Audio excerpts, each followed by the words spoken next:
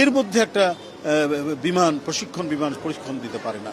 তো আমি শিখতে চাই, এটা আমার কাছে কেমন যেন একটা রহস্যজনক মনে হয়। এটা তো বিস্তীর্ণ প্রান্তর হতে পারে, এয়ারপোর্টের ধারে, সেটা যশোর, কক্সবাজার, এই সমস্ত জায়গায়, পাশে সমুদ্র আছে, আছে। কিন্তু এই ধরনের ঘনবসতির উপর দিয়ে বিমান সেখানে প্রশিক্ষণ দেবে, এইটা আমি কোনোভাবেই আমি যেন মেনে নিতে পারছি না। আমি টেকনিক্যাল বিষয় বা নেভিগেশনের ব্যাপারগুলো আমি তো নিশ্চয়ই জানতে পারবো না, কিন্তু একটু সাদা চোখে সাদা মনে যেটা মনে হয়েছে যে এই ঘনবসতি এলাকা যেমন এত ঘন বাড়ি ঘর বিল্ডিং, চারিদিকে মানুষ থই থই করছে, এটা নিঃসন্দেহে প্রশাসন এবং সরকার যারা আছেন তাদের অনেক গুরু দায়িত্ব আছে।